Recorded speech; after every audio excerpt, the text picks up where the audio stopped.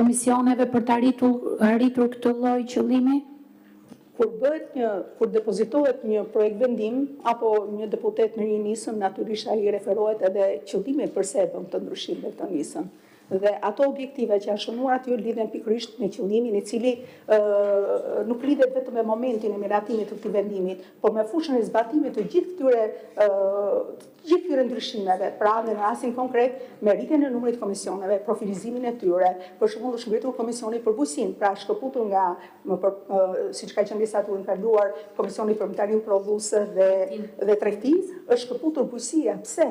Sepse me hapjen e pozicione negociuese pritet që të vijë një numër i madh ligjesh në fushën e bujqësisë, të cilët kërkojnë një profilizim më të mirë dhe të vetë deputetëve që do të merren me këto projekt ligje në kuadër të integrimit në Bashkimin Evropian. Pra, ndarja është bërë edhe për sa i përket kontrollit parlamentar, edhe për sa i përket transparencës. Nuk është se ka çaluar kuvendi, ka pasur dhe ajo problemet e veta her pas here, por kjo nuk është se ka çaluar, por kjo ndarje do t'i përshtatet kohës, pra për të rritur dhe më shumë, natyrisht transparencën që është qëllim vetvete i vetë procesit legislativ dhe nuk cënon asgjë nga parimet kushtetuese. Unë dua të di, në rast se më përpara ekzistonin 8 komisione që ndaheshin për 140 deputet. Ndarja me 11 komisione sjell pjesëmarrjen e disa deputetëve në disa komisione njëkohësisht dhe pamundësinë e tyre për të marrë pjesë, apo është e kundërta? Ndarja në 11 komisione nga 8 ka zvogluar numrin e deputetëve në komisione. Për shembull, në legislaturën e kaluar, Komisioni i Ligjeve kalonte me 30 e ca deputet, pra shkonte edhe te 30 numri. Kjo e bënte edhe debatin për të shqyrtuar një projekt ligj, ndoshta më të vështirë për shkak të vetë ngjyrimit politik që ka vetë kuvendi dhe vetë zhvillimi i shqyrtimit të një projekt ligji në komision. Ndërsa, duke zvogluar numrin e deputetëve, jep mundësinë e tyre që të profilizohen për ato projekt ligje të asaj natyre për cilin ka objekt shqyrtimi pikërisht komisioni, që është komisioni. Por, për në rastet kur një deputet në pamundësi për të mos më marrë pjesë, rregulloria parashikon që në vendimet e saj miraton përveç deputetëve të përhershëm pranë komisioneve, kemi dhe deputetët zvendësues. Her pas here mund të zvendësojnë kur deputeti nuk ka mundësi për të marrë pjesë në lidhjen e komisioneve. Por zvoglimi i numrit komisioneve është bërë për të rritur cilësinë e debatit ligjor dhe debatit substancial në lidhje me nismën ligjvënëse që shqyrtohet në atë komision. Dhe duke kufizuar dhe fushën, e bën më të profilizuar pikërisht shqyrtimin e një projekt ligji. Pra, këtu kuptohet edhe përqendrimi tematik i deputetëve që ka të bëjë me fokusin në një temë të caktuar. Tani, një pyetje kam unë. Sa lidhje ka ngritja e komisionit për nisma dhe peticionet me integrimin në BE? Do të thënë çfarë si e sjell? Atëre, për ngritjen e këtij komisioni jemi referuar Bundestagut gjerman, i cili ka dhe në kushtetut ngritjen e komisionit për peticionet. Dhe unë në parashtrime, edhe pse nuk i lexova, jam referuar pikërisht edhe rastit të Bundestagut gjerman, dhe ajo është marrë sepse nga praktika parlamentare ne kishim në leni 104 të rregullorës parashikohet mënyra e shqyrtimit të peticioneve. Dhe nga një research, nga një kërkim që është bërë në lidhje me trajtimin e këtyre peticioneve nga komisionet, ajo linte shumë për të dëshiruar. Dhe për të profilizuar dhe për të rritur pikërisht ndërgjegjësimi qytetar, trajtimin e gjitha shqetësimeve dhe problemeve që ato mund ngrihen në formën e peticioneve, është menduar që të ngrihet pikërisht një komision i posaçëm për të shqyrtuar atyre dhe natyrisht kjo mund të shoqërohet edhe me rregullimet në rregullore për mënyrën se si shqyrtohet peticionet, por nuk ka lidhje me objektin e nëntarisë së komisionit. Dhe në vijim të ngritjes së këtij komisioni, a kemi rritje të numrit të peticioneve që shqyrtohen nga juve?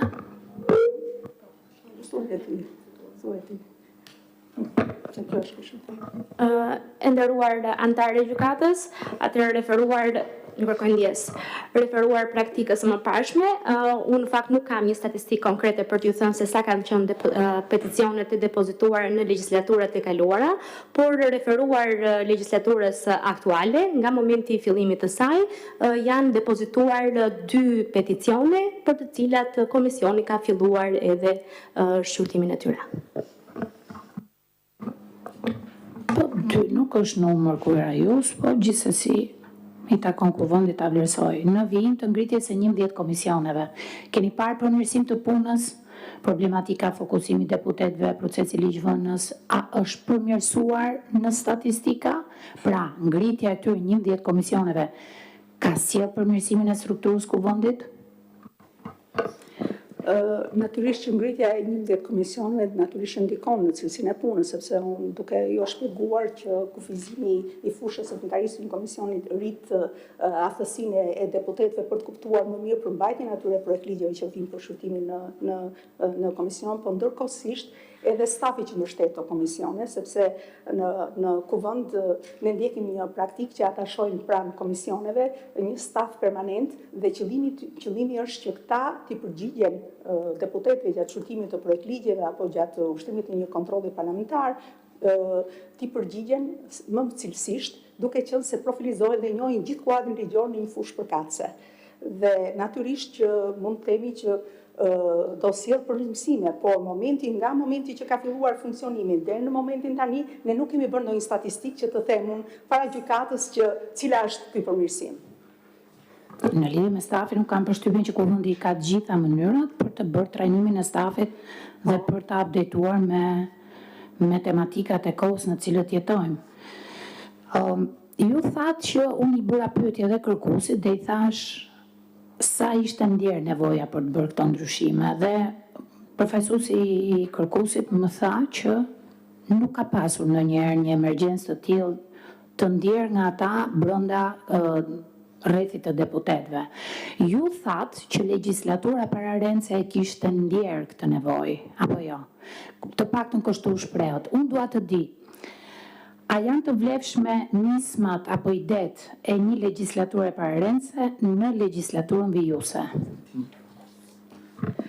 Këtu nuk bëhet fjalë që idet e një legjislature pararense në legjislaturën vijuese, si e kuptoj unë. Këtu bëhet fjalë që deputetët, të cilët, sidomos deputeti Zoti Bardhi, që ka disa legislatura, apo deputet tjerë të grupeve tjera parlamentare që kanë disa legislatura, e kuptojnë vetë nga përvoja e tyre si deputet të Kuvendit të Shqipërisë, nevojën për përmirësimin e pikërisht të funksionimit të Kuvendit, edhe nëpërmjet shtimit të komisioneve apo përcaktimit më të kufizuar e më të specializuar të fushës objektit të veprimtarisë të komisioneve. Pra është një vlerësim që e bëjnë deputetët dhe është e deputetëve kjo që vlerësojnë nëse është e nevojshme marrja e kësaj iniciative të tillë apo jo. Përderisa ata 5 deputetë dhe më pas është mbështetur nga deputetët e tjerë të Kuvendit të Shqipërisë kanë miratuar këtë ndryshim, kjo tregon që ata kanë vlerësuar të nevojshme bërjen e këtij ndryshimi. Dhe kam dhe pyetjen e fundit. Mendoni që e drejta e deputetëve për të bërë amendament apo për të studiuar një ndryshim qoftë në rregullore do duhet të garantohet si në aspektin formal, po ashtu dhe në aspektin substancial, do të thënë ju thatë që ju la koha e nevojshme për të bërë propozime, sa ishte koha e nevojshme dhe nëse kjo kohë që ju konsideronit nevojshme është efektivisht e nevojshme? Faleminderit. Se sa ka qenë efektivisht e nevojshme koha, atë vlerësojnë vetë deputetët të cilët janë shprehur nëpërmjet diskutimeve të tyre në seancën plenare apo nëpërmjet votimit të tyre për miratimin apo jo. Por unë ngrita atë pretendim që nuk bëhet fjalë për një orë, por bëhet fjalë për domethënë nuk është ai marzha që i shkurtër sa u pretendua nga kërkuesit. Nëse është e mjaftueshme apo jo, këtë e tregon pikërisht vendimarrja që ka bërë vetë Kuvendi në seancë plenare. Në përpyetje ka gjyqtari Marsida Xhaferllari. Faleminderit kryetar. Juve parashtruat të dhatë një opinion mbi përmbajtjen e 27.1 të rregullores, ku thatë që si rregull rendititës njoftohet si rregull 7 ditë përpara dhe jo më vonë se 2 ditë. Dhe më krijua mua përshtypja, po ju na sqaroni tani, ju mendoni që fjala si rregull shoqëron edhe afatin minimal 2 ditor, apo është si rregull 7 ditë dhe gjithsesi në çdo rast më vonë se 2 orë, ose 2 ditë. Më duk mua sikur ju thatë që rregulli është 7 ditë dhe 2 ditë, kjo ka përjashtimit e veta. 7 ditë, por jo më vonë se 2 ditë. Praktika parlamentare ka qartë që për pamundësinë që të përfundojë shqyrtimin nëpër komisione, të përgatitet raporte, të përgatiten sepse duhet. Pra rregulli, e kuptoj. Pra rregulli si rregull 7 ditë ka përjashtimet e veta. Patjetër. Do ishte mirë që nisma rendi ditës të njoftohej 7 ditë përpara dhe përjashtimisht, ndërsa afati 2 ditor ka përjashtime sipas jush? Ka pasur raste që ka pas përjashtime. Jo në praktik, flasim, domethënë idealisht, në një situatë ideale, si parashikon rregullorja, se pastaj mos hyjmë territorin që shkelet apo jo rregullorja. Rregullorja thotë jo më vonë se 2 ditë. Dhe në këtë rast neve themi që ai është njoftuar pa respektuar këtë nenin jo më vonë se 2 ditë. Pra, ky rregull nuk ka përjashtim. Po, por them që ky cënim, domethënë kjo shkelje nuk përbën atë çka. E kuptoj atë logjikën që juve thoni. Në faqen 8 të parashtrimeve, ju pohoni që po, gjatë gjithë parashtrimeve që po, ka një shkelje të afateve, po nuk është me efekt në vlefshmërinë e rezultatit mbledhjes dhe jepni ato argumentet tuaja. Tani në faqen 8 parashtrimeve ju thoni, nëse çdo shkelje e një afati procedurash në rregullore do të cinte automatikisht pa vlefshmëri të vendimeve të kuvendit, është paragrafi 4 ai 5, atëherë siguria juridike në funksionimin e pushtetit legjislativ do të ishte e pamundur. Mund ma shpjegoni pak kush është ideja juaj këtu? Që dhe me thonë, kuvendi ka të pamundur të mos e shkel rregulloren? Po si? Bëhet fjalë për raste emergjente, kur kërkohet domosdoshmërisht për të bërë një ndryshim. Nuk bëhet fjalë për në respekt, sepse kuvendi në përgjithësi në të gjitha procedurat, në procedurat parlamentare ka respektuar dispozitat e rregullores dhe natyrisht tu kemi edhe kërkuesit të cilët janë në dijeni të zbatimit apo respektimit të procedurave parlamentare dhe parashikimin rregullore dhe për njoftimin dhe për mënyrën e njoftimit. Por ka raste të cilat për arsye të një emergjence, ky afat mund të mos të respektohet. E kuptoj, po pyetjen e kisha për sigurinë juridike, domethënë si mbrohet siguria juridike kur shkelen afatet? Këtë nuk kuptova, apo është gabim material? Është gabim material. Okej. Juve parashtruat që afati 2 ditor, domethënë është dhënë një afat i shkurtër, e planuat ju. Ky është pretendimi i kërkuesve dhe ju thatë po, afat i shkurtër. Brenda 24 orëve janë zhvilluar të gjitha veprimet e procedurës. Dhe tha që arsyeja e këtij nxitim, po e quaj unë, juve quajtet afat shkurtër. Arsyeja e këtij nxitimi kishte të bënte me rrugën e integrimit evropian të Shqipërisë, pasi duhet konstituoheshin shpejt komisionet, të shqyrtonin shpejt projekt ligjet që përafronin legjislacionin tonë me akin dhe do duhet të raportoj po ashtu shpejt pranë strukturave të Komisionit Evropian. Po për mua kjo përgjigje është në një farë mënyrë është përgjigje e përgjithshme, kështu që për të bindur nga kjo përgjigje juaja do doja që ju të jepni ca fakte. Vendimi është miratuar në datën 16 shtator të 2025-s, dhe se duke mbajtur gjithmonë në konsiderat që bëhet fjalë për një afat minimal 2 ditor. Dhe në fakt kur juve keni ecur vetëm me 1 ditë, bëhet fjalë për 1 ditë. Tani që bindem unë nga ky shpjegimi juaj, mbajmë në konsiderat që vendimi është miratuar në datën 16/9. Ju lutem na sqaroni kur janë konstituuar komisionet? Po aty, në zgjidhje. Por po aty di. Kur kanë filluar punën dhe kur ka qenë produkti legjislativ i parë që përafronte legjislacionin tonë me akin dhe u raportua në Bashkimin Evropian, që nëse këto kanë ndodhur brenda një jave e kuptoj nxitimin, po nëse ka pasur kohë, pastaj është për të diskutuar çështja nëse nxitimi ishte justifikuar apo jo.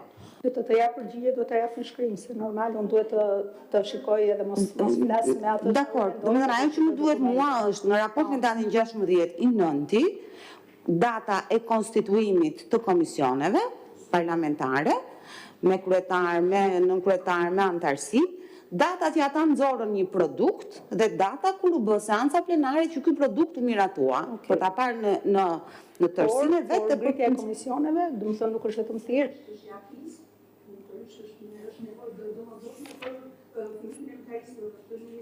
Unë po i qëndroj, me modesti them që e njoh veprimtarin parlamentare të kuvendit, po i qëndroj argumentit që ju dhatë. Ju thatë që ishte kjo shpejtësi, sepse duheshin miratuar një numër i konsiderueshëm ligjesh për të parafruar legjislacionin dhe do raportoheshin në Bashkimin Evropian. Nëse ju pastaj na jepni një argument tjetër, është çështje tjetër, po i referohem. Argumenti esencial është pikërisht fillimi i inventarisë të kuvendit, dhe fillimi i inventarisë kuvendit bëhet nëpërmjet komisioneve parlamentare. Dhe pyetja e fundit që kam është këtu në kontekstin e pretendimit të kërkuesve për çonimin e demokracisë përfaqësuese, ngrihet kjo çështja që kemi të bëjmë me një miratim të njëanshëm të një akti nga nxitim, pa na dhënë mundësinë për të paraqitur amendamente të tjera me radhë.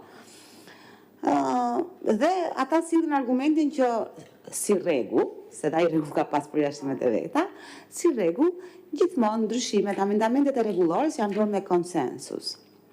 Fakt që e pranoni dhe ju, po megjithatë thoni dhe ju që ky rregull ka pas përjashtimet e veta. Në këtë kuadër dhe duke mbajtur gjithmonë vëmendjen tek parimi i demokracisë parlamentare.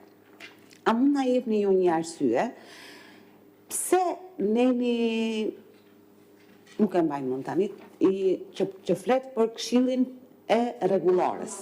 Neni 30 40.